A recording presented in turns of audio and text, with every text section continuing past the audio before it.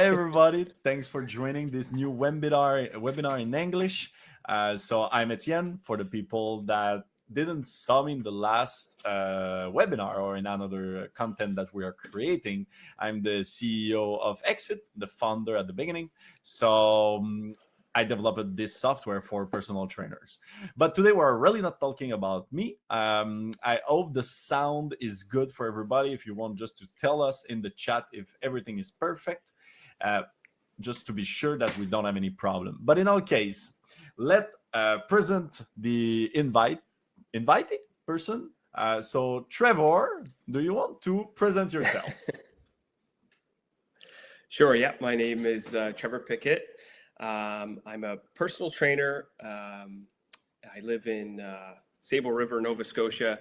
I've been a personal trainer for about 11 or so years. I also, my other probably more main job is educating other trainers. Yeah. So I work for CanFit Pro, teaching their course. Yeah. And I also develop continuing education as well. Wonderful. And exactly. So you are educating on CanFit Pro. You are still an active personal trainer in a gym, at home. Where are you? How are you working? A little of both. So I live in a town of about, I'm not sure. I think it's like 600 or 700 people. Wow. So I live in a really small rural community. So the bulk of my clients are online, like this, like a virtual. But I do have my little barn gym on the land here that I do train a couple of locals. So it's kind of cool to still be able to get into real physical. I hope you don't have like 100 personal trainer in your little town of 600 person. Like it will be too much. I'm pretty sure I'm the only one. I hope. It's kind of funny. I think a lot of people are when they meet me, they're sort of like, oh, okay. Like it's there's a lot of fishermen around here. It's Nova Scotia, so I think they're not quite sure about what personal trainers even do and stuff like that. But it's more manual job. And so your normal clientele, what it's looking like? It's older people. It's younger. It's middle age. It's. For me, it's, there is a bit of a mix, but I would say I end up specializing more in probably people that are 50 and up. So sort of more older adults and stuff like that. And that's been a pattern of mine for several years now. But that's perfect. And I think for everybody that listened to us, this is why we have invited you for this webinar, because we will talk about how to restore mobility in older clients. And this is a really important subject because we always know somebody older that is losing slowly mobility. So it's just like going worse and worse always.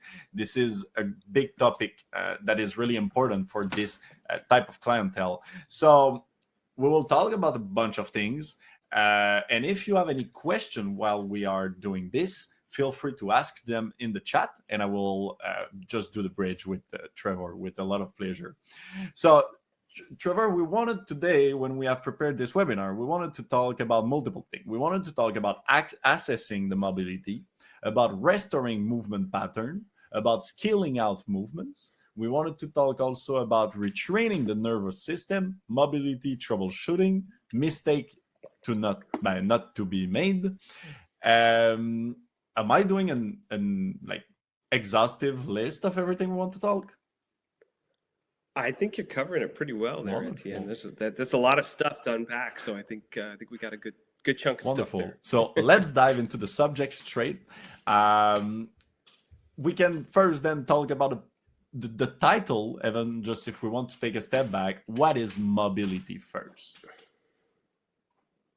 Yeah, I think it's good for us to take a second there because it is a term that gets tossed around quite a bit. It's become a very in our industry. It's become kind of, and I think this is a good thing, by the way. It's become kind of like cool to be mobile, whereas before it used to be more about output, right? More about like how much weight you can put on a barbell and how much you can output. Whereas over the last few years, we're starting to see this more as a trend of like not just how much can you output, but how proficient is your movement. So I guess to start off as a simple definition of mobility, I usually say it is our quality of movement, restoring quality of movement, right? Because that is one of our primary goals as a trainer. In terms of getting into a little bit more detail, though, mobility is usually the sort of sum of how much range of motion does the person possess in a given exercise or a given joint movement. And we sort of couple that with not just how much range of motion they can put through that, but how stable are they through that range of motion? Can they control that motion? So really the sum of, being able to create quality joint movement and also control that joint movement. No, and you're saying something super interesting that will lead us to assessment. So assessment of the mobility. But just before that, why today we're talking about mobility for older clients? Why we're talking about this specific clientele? Yeah, I think. Well, I mean, it's interesting. CamFit Pro. Might be it's a couple months ago now. I think they submitted the fitness trends report, and one of the top of the list was training our older adults, our seniors. So part of this is our demographic change, right? We're starting to see our aging population. And I think this really got highlighted during the pandemic in terms of we really realized the state of things in terms of how older adults are functioning. And I think you actually, Etienne, you put it really well. All of us are connected to this, right? There's so many different ways we're connected. One, we have family that are going to age, right? Family, friends. And we are all going to age, right? That's all one thing that all of us have in common, right? We all have some skin in the game here. So for me, I think one of the biggest things we're seeing, one of the things that's sort of close to my heart is the idea of letting somebody get back the freedom they had in their everyday life. So sorry, I won't detour here too far, but I mean, one of my biggest fitness heroes was my grandmother, and she lived to be almost 95. She lived in her home. She didn't have any big assisted living. She could do all the, she'd cook for herself, right up until, right till she passed away. And I think one of the things that always stuck in my mind was that her mindset. She had this refusal to age. We didn't even call her grandmother. We called her Noni because she didn't want to be called grandmother. I'm not Italian, by the way. But we called her that because she did not want to be called. She was like, I'm not old. And one of the big things I remember right around her 90th birthday, she said to me, Trevor, I really miss my 70s. My 70s were great. It was a rocking time. She talked about all the different things she was doing. And so for me, I sometimes meet people that are only in their 50s and they're like, oh, I'm old now and that. And I'm like, okay, you got to meet my grandmother. You sure? So for me, I think that's why this is such an important topic, though, is that we want to have everybody, or have our grandmothers, our mothers and fathers and grandfathers have access to quality of life as long as possible. And, just be able to not be restricted. I think that's the big thing. Yeah, for sure. Yeah. Can you explain us why you set up like this graph for people watching us in podcasts?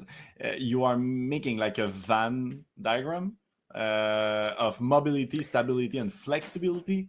And so can you explain us why you are creating this kind of graph?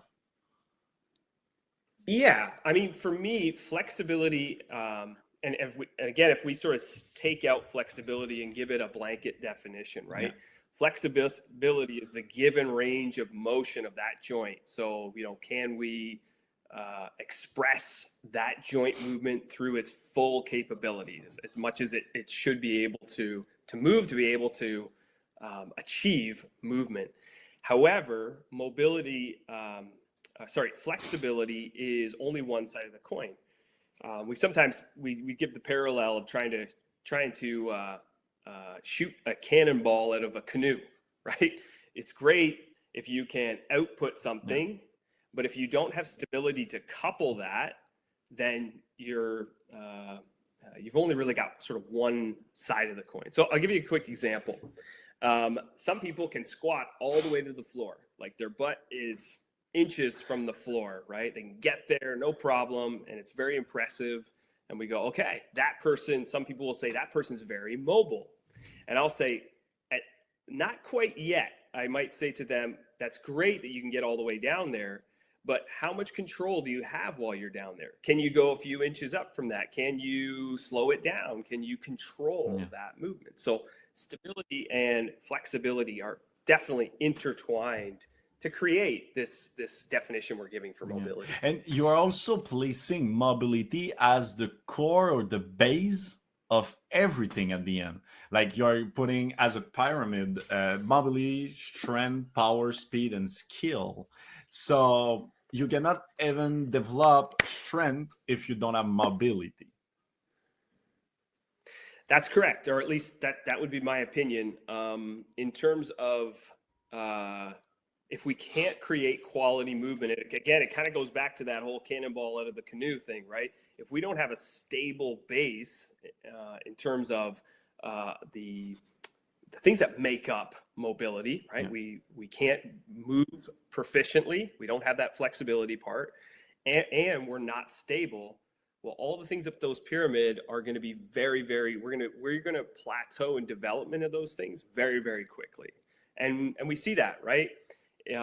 Sometimes people will do, let's say, only bilateral movement is a good example. You only do that, right? Maybe squats, deadlifts, which are all great movements.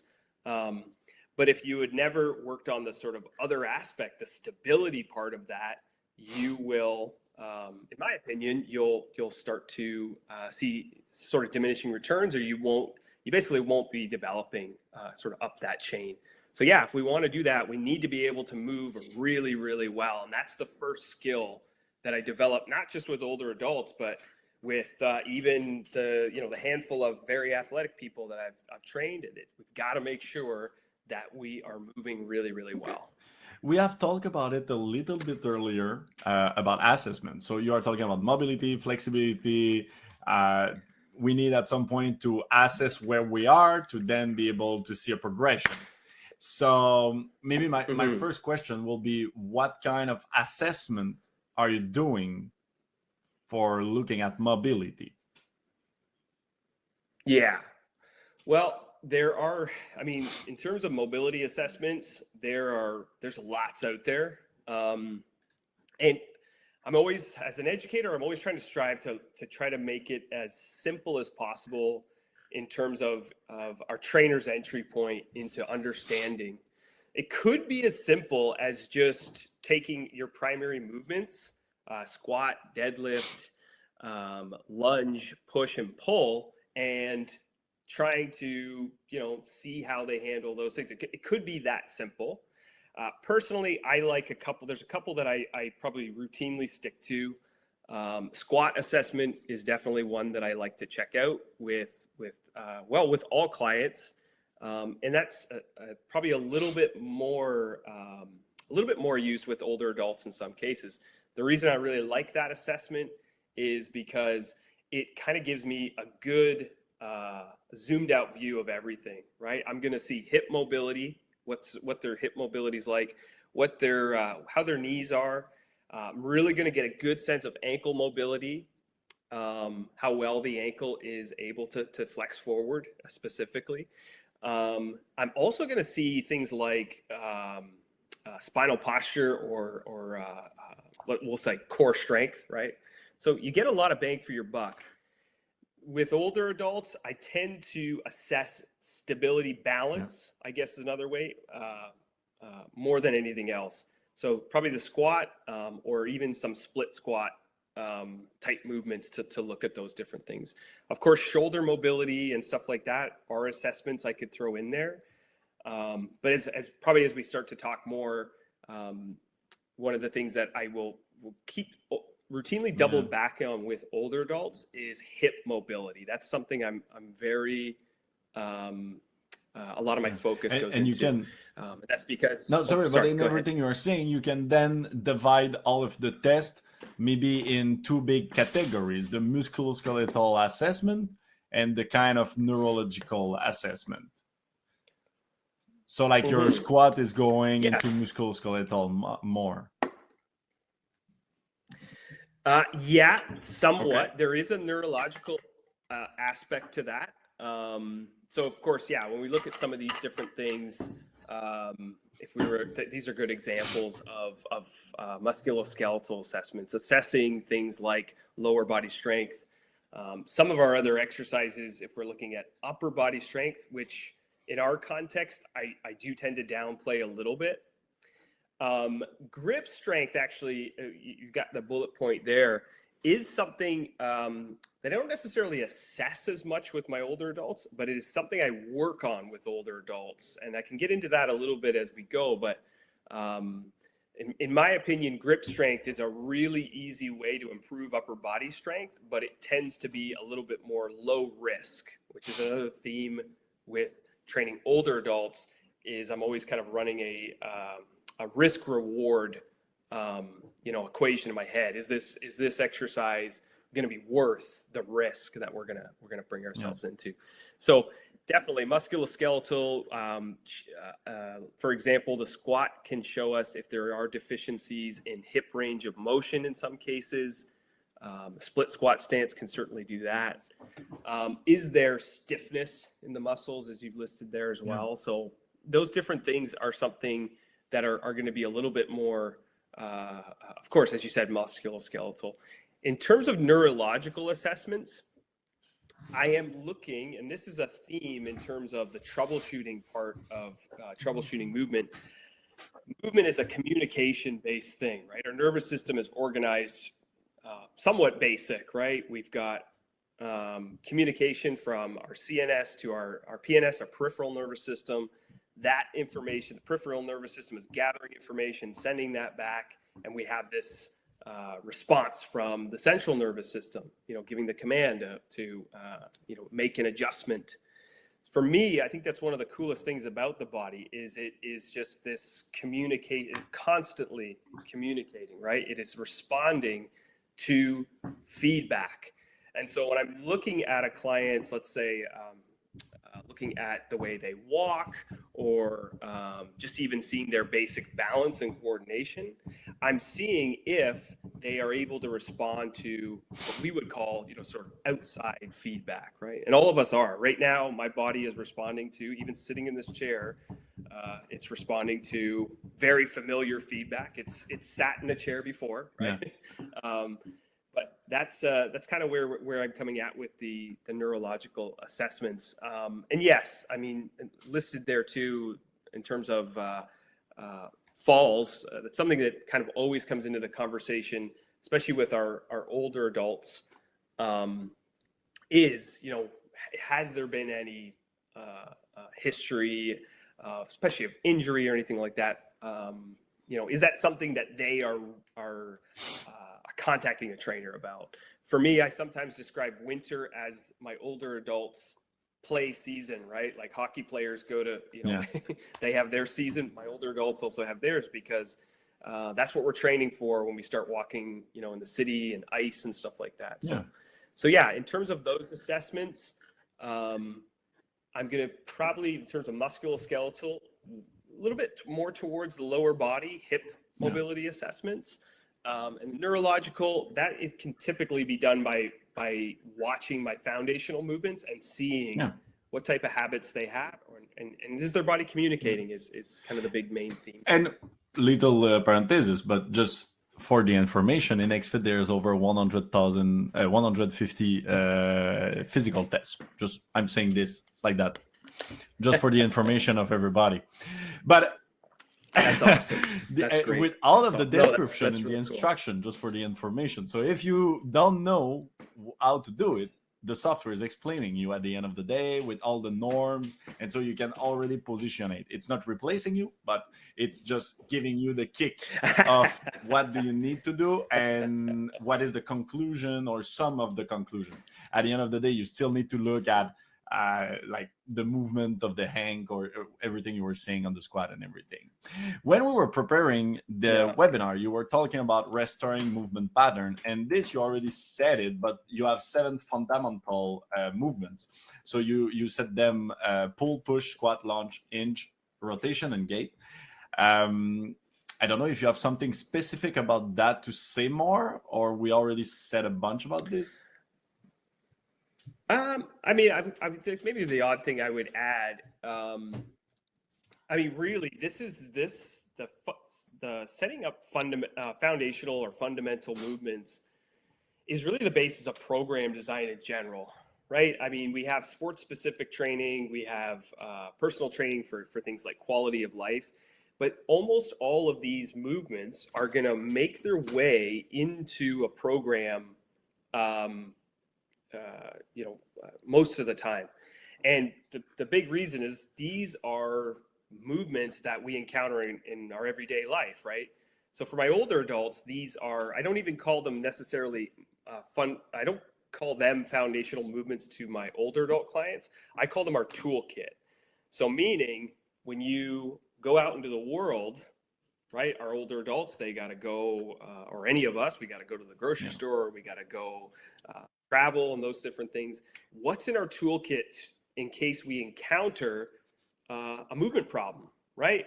Picking something up off the ground is, for you and I, might not be a big endeavor, but for somebody else, that might be a that might be a problem. So they can do a little tool assessment, look in their kit and go, okay, I could squat down to pick this thing up.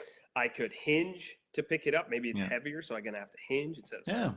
So it's you can use it. definitely something But that this, in the back of but our you're mind. saying exactly, you're saying for some people it can be harder, and I knew it was coming, so I didn't ask you earlier. But when you're saying I will test with a squat, okay, but maybe my grandmother is not as in shape as yours was, but I don't see my grandmother doing a squat. So maybe my question will be, Okay. how do you scale the movement depending on the person you have in front of you, depending on your client, on the capabilities of the client? Okay. So for me, this is a foundation of my continuing education course as well. So I have a saying in that. I say stability first. So it's something that's simple that you can remember to go, okay, how can I change this movement to make it accessible to the client? So, basically our definition of scaling here. Stability for me is the easiest place to start. So for your grandmother or whoever, we think of a version of that movement that will be able to get them through, safely. So of course we got our picture of our chair there. So let's say it was the squat. The most simple example, which a lot of trainers will use, is ask your client to have a seat on that and stand up.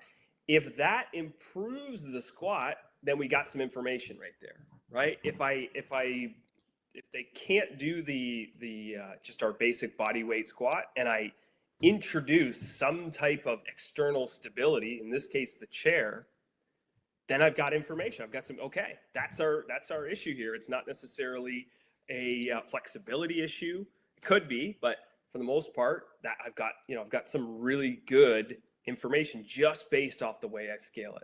And you could do this with almost all of our foundational movements, and with our assessments. So squat assessment, as I said, is a really important one. If we're not using a chair, we could ask someone to hang on to something, see if that improves. See how the implementing the stability creates changes in joint movement. Were those knees kind of knocking in before, but when I gave them stability, they started to line up with the knee. The knees start lining up with the toes a little bit more. So you break down the movement in more different components, and then you try to more focus to test this specific component. So like to sit down on a chair, so you will have the basics. Yeah, the other side of that is, so I always talk about foundation, and then I talk about feedback, so information. So again, we've got that sort of two sides of things, because again, in some cases, the body is not communicating, right? And the body responds to external feedback right? It's like if you and I just decide to pretend to push a car right Yeah. now, right? How much force are we Yeah. generating? None, right? We're like mimes. We're Yeah. not doing anything. But if you and I also actually try to push a car, then our body responds to Right. that proprioception, that feedback, and goes, "Oh, okay, we're going to recruit more motor units or whatever we need to do. We're going to have a neurological Yeah. response, which is going to equate to a musculoskeletal response." Understood. So really, figuring out those two things: how can we add some stability to this, or is there some miscommunication? How can we add more communication? Understood. You were talking when we were preparing that to retraining this nervous system. Um, just first of all, to be sure that everybody is on the same page than us, what do you mean by retraining the nervous system? No, Yeah, I think I think part of it is, I mean, at the risk of sounding like a broken record right now, a lot of that is, in simple terms, is restoring patterns, restoring communication. So constantly, as I said, our body is responding to that feedback. So how can we start to create, make that more habitual, right? Make that more, how can we add exercises that are going to create what might be a good way of thinking of a description could be a movement habit, right? Most of the time, if there's something on the ground, for instance, habitually somebody will just go and they'll go to pick it up, and will they do like a perfect squat to pick up, you know, their sock off the ground, right? Probably not. They're just going to round their back, grab it. It's a pretty particular pattern, right? They might sit a lot. They like that, their back rounded. So retraining the nervous system is, in my opinion, is sort of like retraining their response to that feedback. How can we create external feedback that's going to get that nervous system to create an automatic response? So instead, maybe they're going to do a hinge forward to pick that sock up off the ground, or, you know, if it's more high stakes movements, like, again, picking their groceries up off the ground or something like that. What kind of habit are we going to start to retrain in them? So for the nervous system, for me, retraining the nervous system is just basically saying, let's try to create more communication. Okay. It's maybe a simple blanket statement for that. And so why is it that important? Well, basically, all our performance is driven by this, right? The body is just an efficiency machine. It's always trying to find a way to make movement easier or make our tasks easier. So, I mean, in terms of just basic program design, we're always training the nervous system. You go, you add a stimulus, you do a workout, your body goes back and it does a little debrief while you're recovering and goes, listen, that workout was tough. You know, how are we going to meet that demand, or even overcome that demand, which, you know, we call super compensation. So in terms of its importance, it's absolutely important, because we want the client to get into such a sort of loop in terms of that behavior that they'll be, the way they pick up a sock off the floor is going to look a lot like the way they pick up a kettlebell or a heavy weight off the floor. We want that to be part of that toolkit. So retraining is important in that sense. It's always been the running joke with me is that, you know, in the gyms, they sometimes call us all meatheads, but really, you know, we're training our brain and that extension of our nervous system. Yeah. And of course, for older adults, they're learning a new skill as well, which is absolutely important for all of us, for our aging brains as we go. For the people that are listening to us, what are the concrete steps you are taking to retain clients' nervous systems? So first things, everything we've talked about so far, we are definitely going to make sure that we have done some assessments to see if they are understanding the movement. Okay, so in terms of their bodies, it's a little hard to explain, but in terms of their their ability, their coordination, Right. which to me is nervous system Yeah. communication. In terms of concrete steps, though, we have to start with some assessments. And like I said, it could be as basic as just getting our foundational movements and seeing kind of where they're at with those things. And then just starting to restore patterns. So I'll take the hinge pattern as a good example. Our hinge, which we typically use in movements like deadlifts, certainly kettlebell swings, we need to take a movement like that and find a version, which we sometimes call an entry point, to start creating that pattern, right? Hinging is a great example because a lot of older adults and even our younger clients, they really struggle with that because they don't necessarily have to do that in their everyday, right? They can round their back and pick up something light off the floor. But when we start adding more high stakes things, then, having good spinal posture and being able to use your hips to create movement is absolutely important. Yeah. So in terms of, first steps, definitely assessment, seeing where they're at. Second to that is taking your foundational movements and finding an entry point for them. What version of the exercise do they need to start at? Yeah. And that could be as simple as, we're not going to use dumbbells, we're going to use bands, just to start to learn all of those different things. For me, I'm always trying to look for clever regressions and be able to scale those. So for older adults, as I said, I prioritize stability.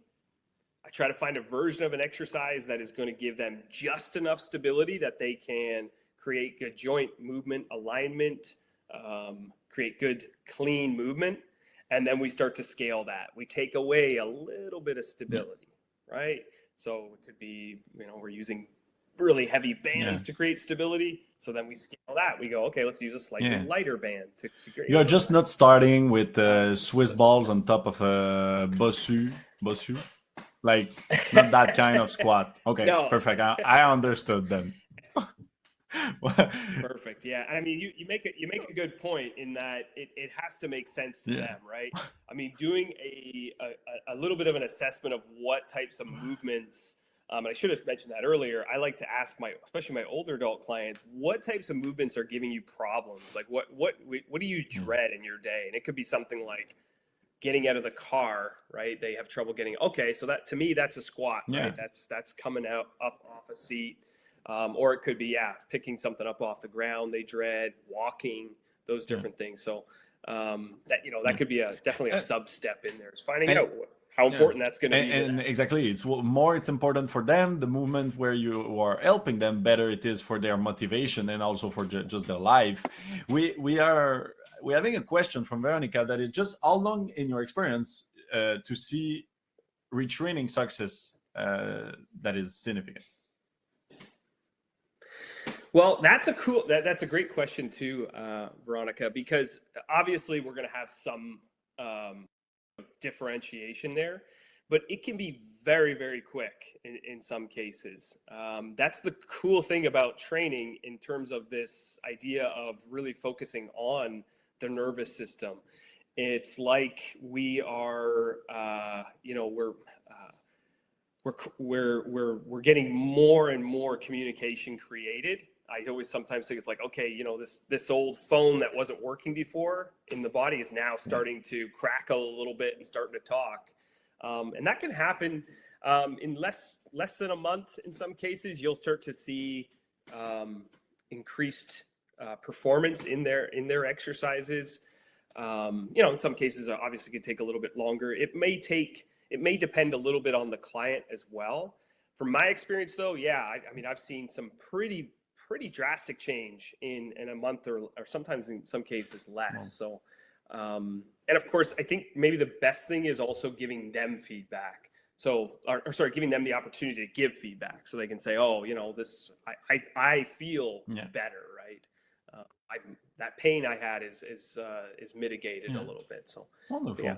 Great question. So, something I always like our invited to answer is just, so people that are listening to us right now, they will live this webinar and they will want to put some some stuff that you have said, or that then they will read because we have interested them about that subject in place with their client. Mm-hmm. So I always like to just ask you, what are the common mistakes? What are the things we can just say now to avoid some problems later to the persons listening to us?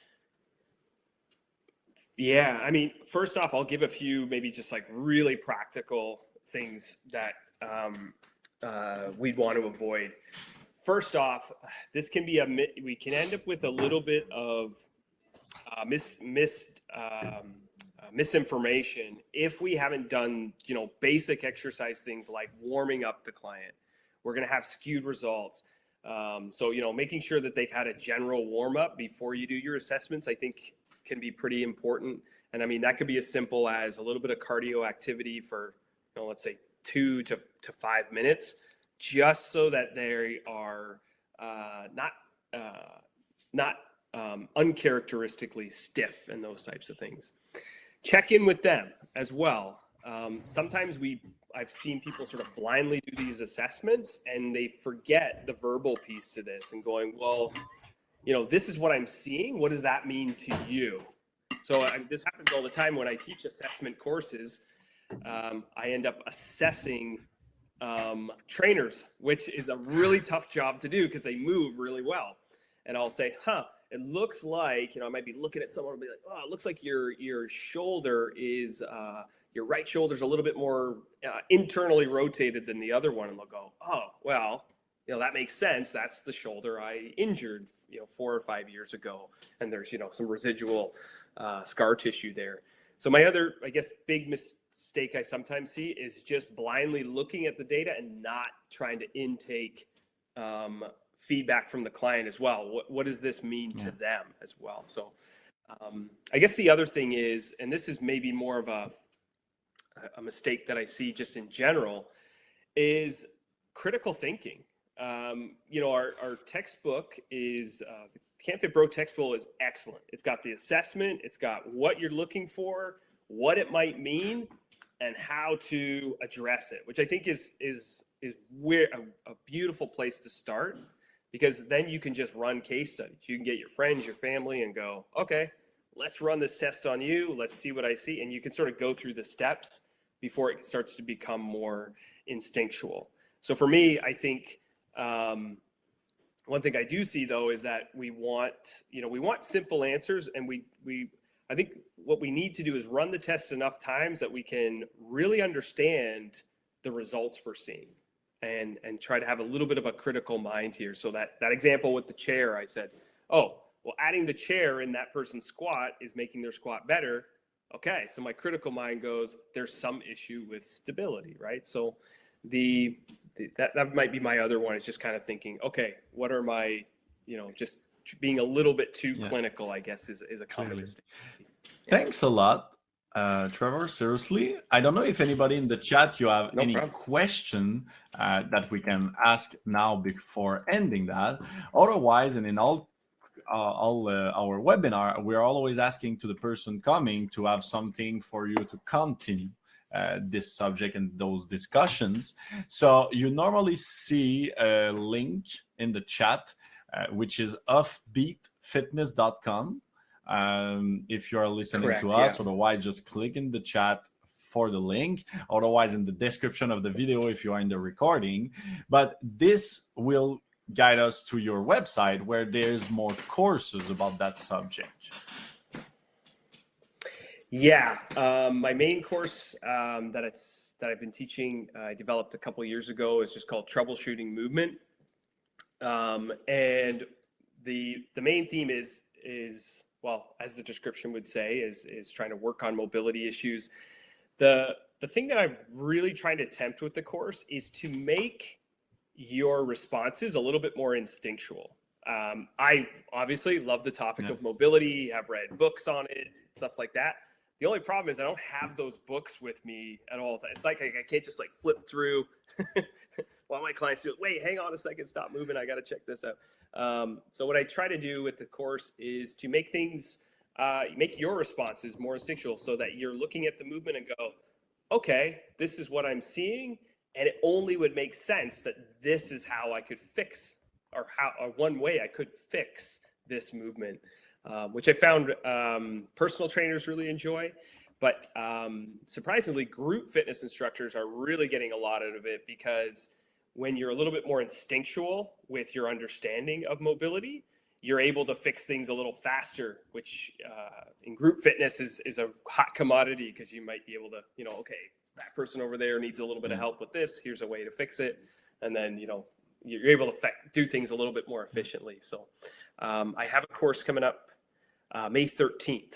Is my next one. It's going to be a virtual course as well. It's perfectly time for signing up now, since it's in 1 month. So everybody, we just repeat it. It's offbeatfitness.com. There's the link in the chat, otherwise in the description somewhere where you are. And thanks a lot, Trevor, again, for having participated to this, Thank you. Get us so much information, transmit us so much information. I didn't understood everything, since I'm not a personal trainer or healthcare professional, but it was full of information. I'm sure everybody was looking to enjoy it. So thanks again. And if anybody, you have any question, you can write straight to Trevor, or writing to us, Hexfit, and we can just guide you to Trevor easily if you don't remember the website that we gave you. So thanks, everybody, and we see each other maybe in another webinar. Do you want to say just a last word? Yeah, I wanted to thank you as well, Etienne, and Hexfit. It was a pleasure as always. Pleasure. And yes, any questions, I'm more than happy. I routinely get videos sent to me too with people's problems and stuff like that.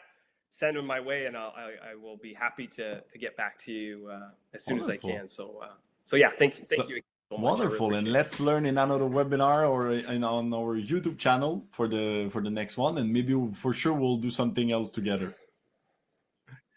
Sounds great. I'm looking forward to it. See you soon. Ciao.